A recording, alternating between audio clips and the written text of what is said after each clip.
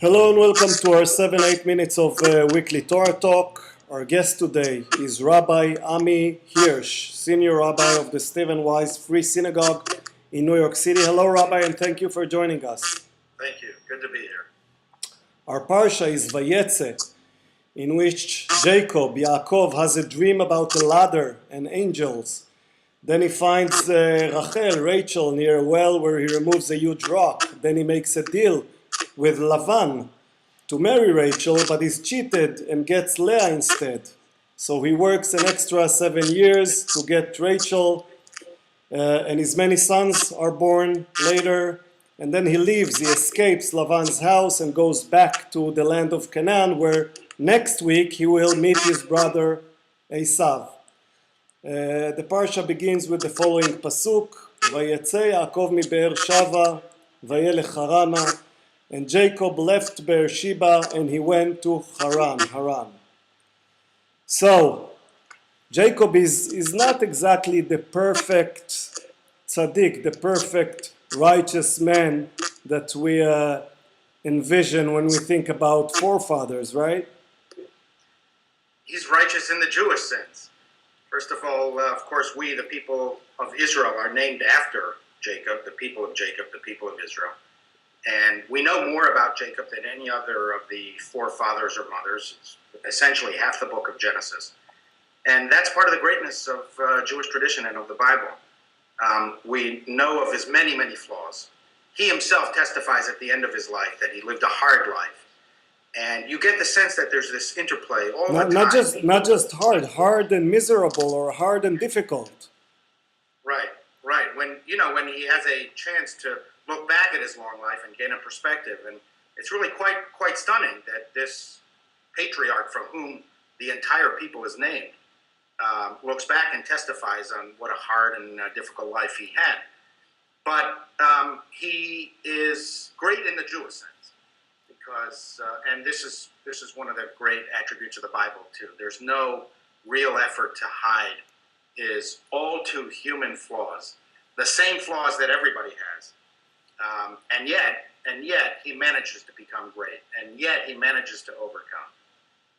And in that, we can see what Judaism really urges everyone to be. That is, not to be perfect. We don't have this concept of perfection. So you're saying the perfect way of being Jewish is being imperfect? I don't think perfection is really part of the Jewish vocabulary at all. I would say the Jewish way to be great, to maximize our potential, is to struggle.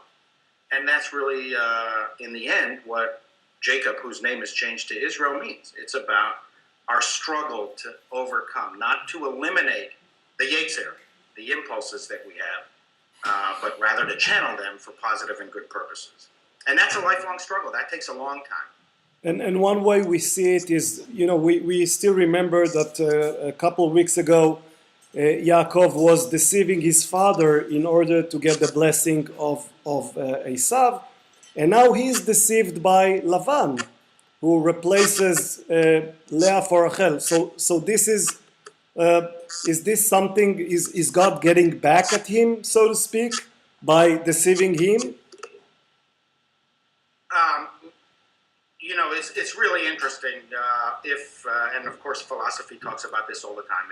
If God is all powerful and all knowable, all knows all, then where is the human freedom? What is our space to actually make a difference and to choose? What's clear from the biblical passage, it seems to me, is that we who have read this passage many times and we know the outcome, we know in the end that Jacob is going to overcome. And we know that Jacob is the patriarch through whom God will work the divine will. And yet, this divine will is accomplished through human efforts. And within that space, there's human freedom to choose how to live. So we find in Jacob really a mixture of interesting flaws and impulses. For example, at the well with Rachel, he just happens to see this woman or this girl, and he impulsively falls in love with her and kisses her before anything is said. Right. And This scene reminds of somewhat of a scene from a couple of weeks ago when Avram's slave was sitting near the well to find Rivka, but it's not exactly the same.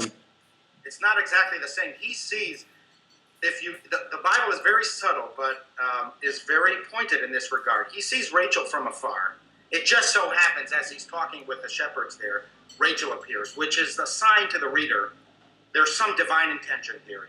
There's coincidence in the Bible tends to be the finger of God moving events along. Right. And he spots Rachel, and the text specifically says he spots Rachel with the flock, with the sheep. And Right. so the reader doesn't really know whether Jacob is attracted to Rachel, whether he's attracted to the flock, or whether he's attracted to Rachel because she has the flock and he has nothing, which is another difference between him coming to the well and Eliezer going to the well all those years before. And with Eliezer, it was all planned out. Eliezer sat there essentially planning to find the girl and find the exact girl by following specific signs.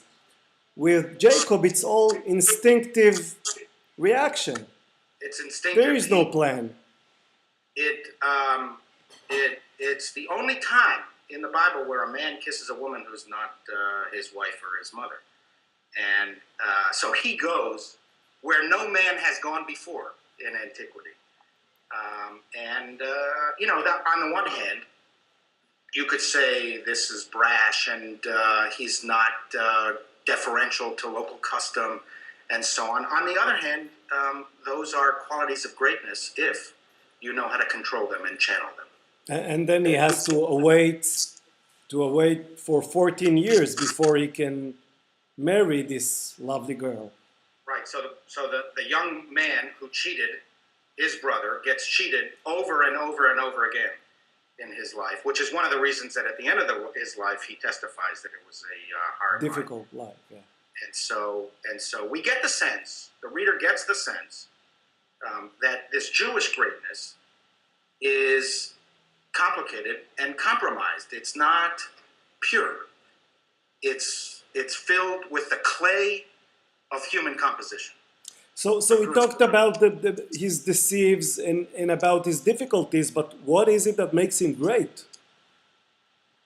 First of all, we know the end of the story. Right? We know he becomes the father of the 12 tribes, which becomes the nation of Israel. And secondly, one of the key passages is, of course, when he comes back from Haran, he struggles with the messenger of God. His name is changed. And then his destiny is sort of complete once he wraps things up with his brother and Esau and is able to continue on as intended originally. But, that's very symbolic too, because when he sets out with nothing, he has this nighttime experience too. He has this dream, and the sun is setting. And the Bible specifically says the sun set, and then he has this dream. He laid down and he has this dream. When he comes back all those years later, he fights through the night, and the Bible specifically says, and the sun rose.